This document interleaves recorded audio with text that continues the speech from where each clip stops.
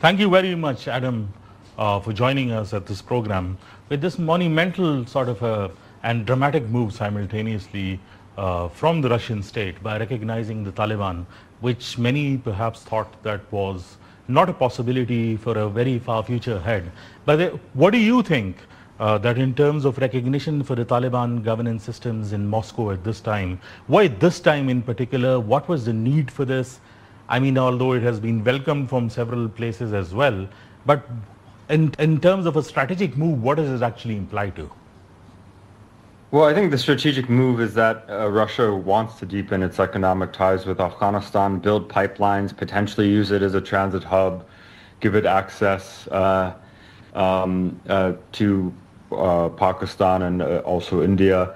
For its own trade. Why this exact timing, I'm not sure, but I think the motivation is economic.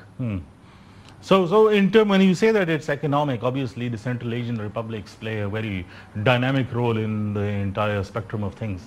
Do you think that the next should be the Central Asian republics, the CARs, who would be sort of moving in with similar moves?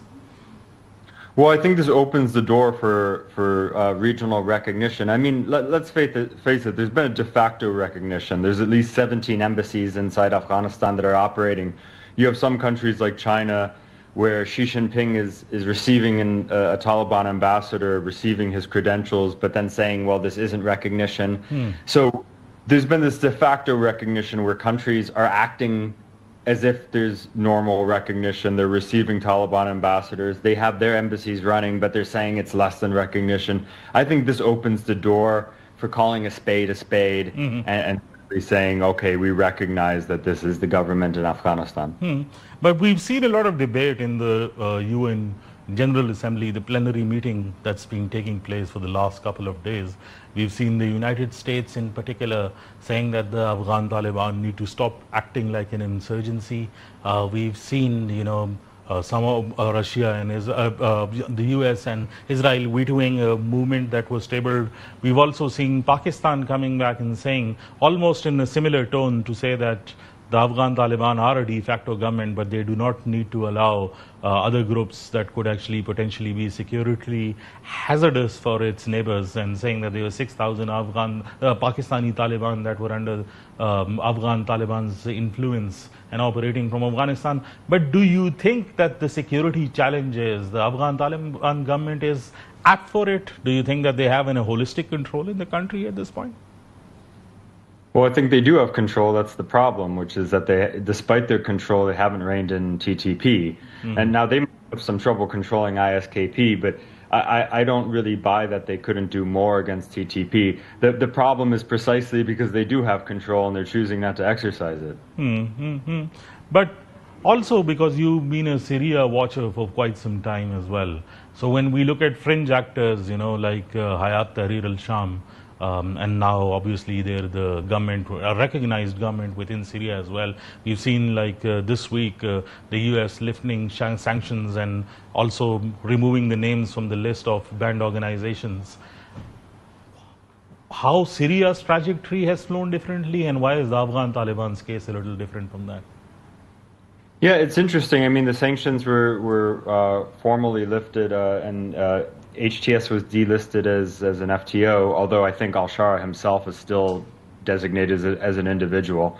But it was the same week that Reuters published an article, an investigation actually, that found that the 1,500 or so Alawites who were killed, that massacre that happened on the coast of Syria back in March actually had direct links to the government in Damascus.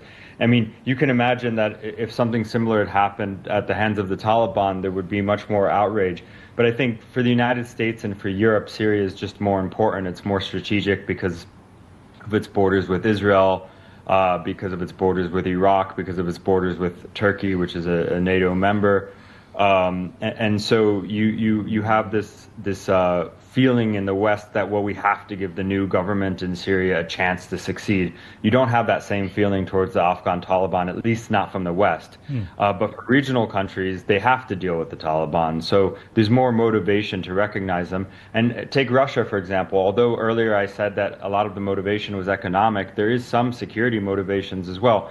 I mean, ISKP is a serious threat to Russia, as we saw in its ability to attack that concert hall in Moscow. So Russia has every reason to work with the Taliban against ISKP. But that's why you see differences. The differences, I don't think, have to do with legal standards or which group is more fringe or which group has been more responsible. It has to do with the relative importance of Syria to the West versus Afghanistan. So Afghanistan, we do not see, in terms of the priority list or topping the list, it's Syria now more important.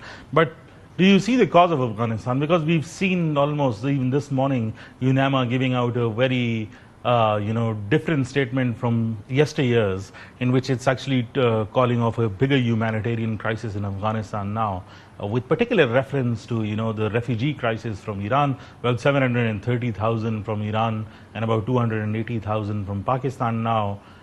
The settlement plans, if Afghanistan does not sort of get a recognition and the funds do not start flowing in once again, the larger humanitarian crisis could actually lead to a bigger security crisis.